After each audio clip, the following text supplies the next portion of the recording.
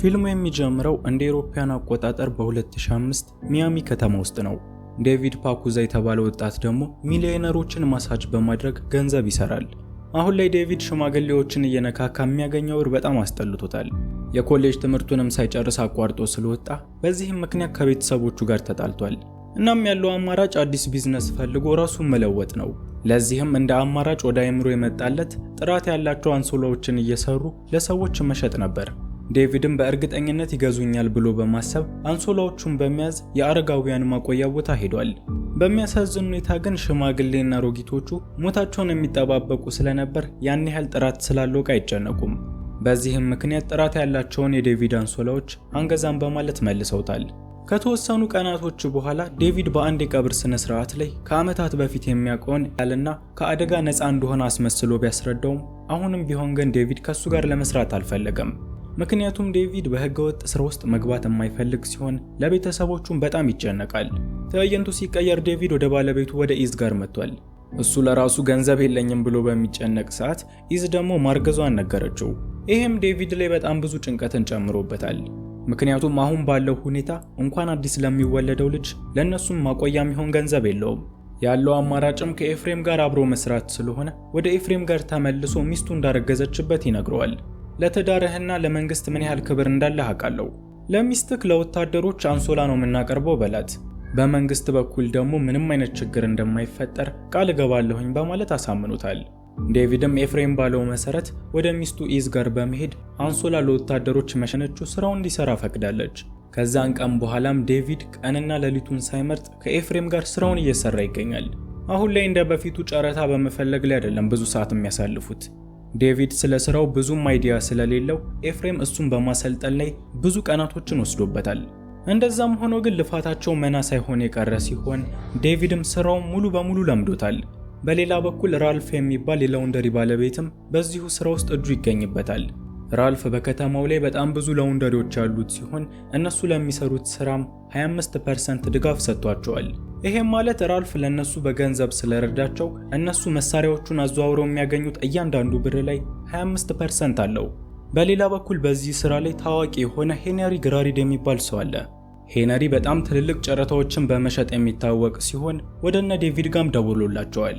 ሄነሪም ወደ ነሳ ስለሆነ ነው። እናም እንዲህ አይነት ተፎካካሪ ድርጅቶች በሚመጡ ሰዓት የኔን ስራ አትንካብኝ፣ ያንተን ስራ አለካብህም የሚል ስምምነት በመሐከላቸው ይወርዳል። ነገር ግን ከመሐከላቸው አንደኛቸው የሌላኛቸውን ጨረታ የሚነኩ ከሆነ እርስ በእርስ የሚጋደሉ ነው የሚሆነው። ዴቪድም ሄነሪ ደውሎለት ይሄንን ነገር እንደነገረው ለኤፍሬም አሳውቆታል። በሌላ በኩል ኤፍሬም ስለ ሄነሪ ብዙም አልተጨነቀም። ምክንያቱም እነሱ የሚሰሩት በጣም ትንንሽ ጨረታዎችን ሲሆን ሄነሪ ደግሞ በጣም ብዙ ገንዘብ የሚያስገኙትን እንጂ ትንንሾቹን አይሰራም። ስለዚህ ከሱ ጋር በምንም አንጋጭም በማለት ለዴቪድ ነግሮታል። ሁሉም ነገር እንዳለ ሆኖ አሁን ላይ ዴቪድ ለኢራቅ ፖሊሶች መሳሪያ የማቅረብ ጨረታውን አሸንፈዋል።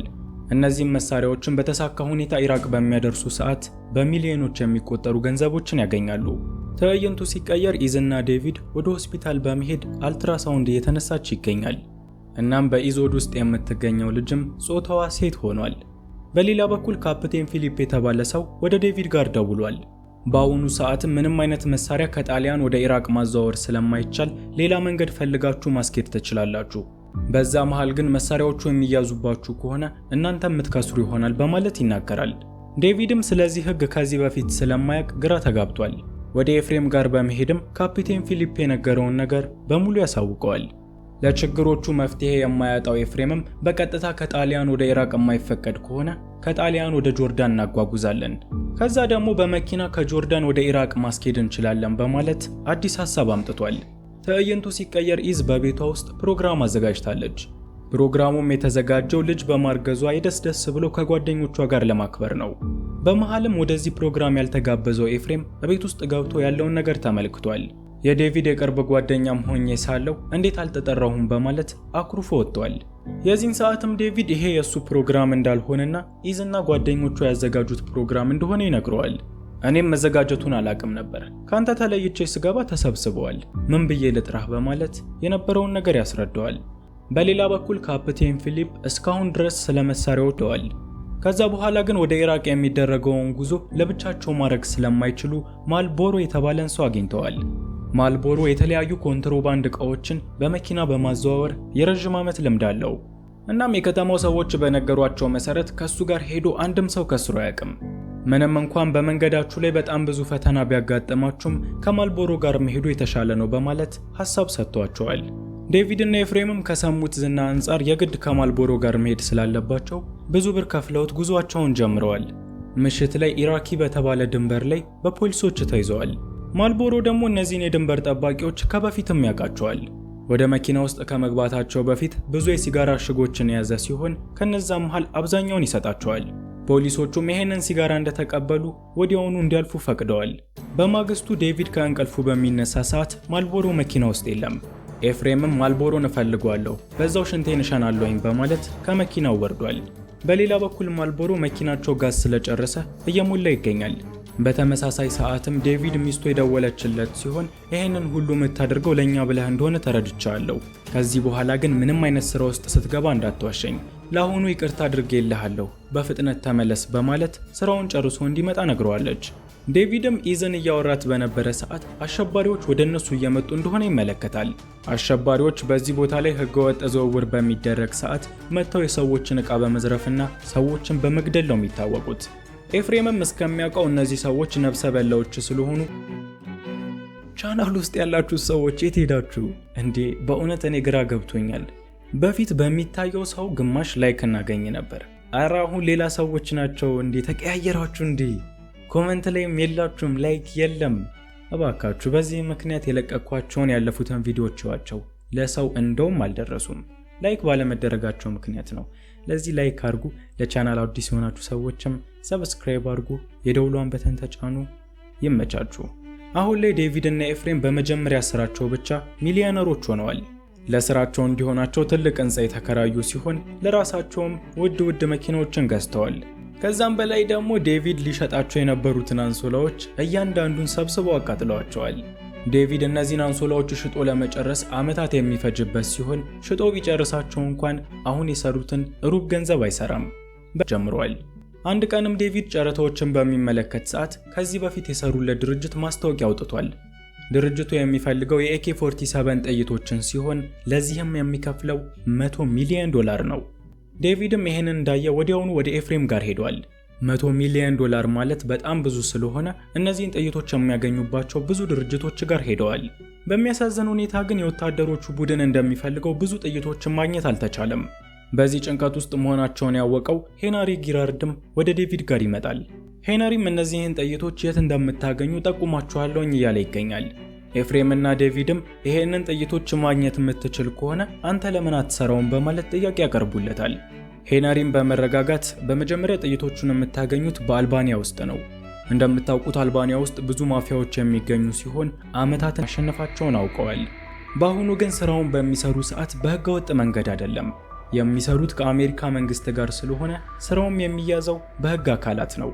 በዚህም ምክንያት ዴቪድ እና ኤፍሬም ከዚህ በፊት ያልሰሯቸውን የሽያጭ ሂስትሪዎች በሐሰት እየሰሩ ይገኛል። ከ2 ሳምንት በኋላም ከአሜሪካ የጦር ኃይል ከመጡ መኮንኖች ጋር ተገናኝተዋል። ዴቪድ እና ኤፍሬም ወደዚህ ሲገቡ ምናልባት ሊገደሉ ስለሚችል በጣም ከመፍራታቸው የተነሳ እጽ ተጠቅመው ነበር። እናም ሰዎቹ ብዙ ቢያወሩ ምን ቢሉም ለእነሱ ስሜት አይሰጣቸውም።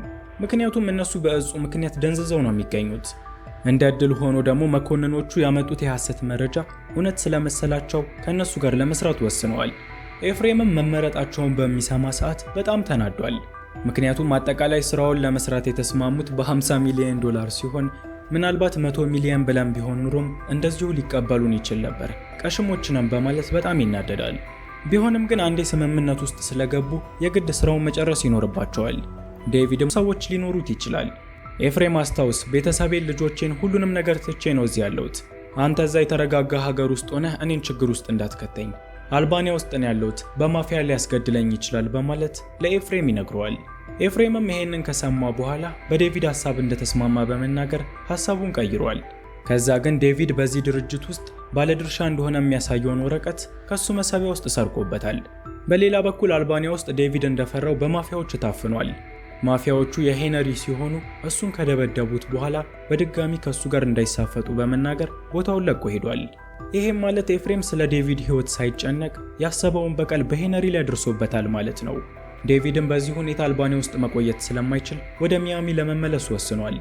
ኤንቨርም ዴቪድ ቦታውን ከመልቀቁ በፊት ክፍያቸውን እንዲሰጠው ይጠይቀዋል።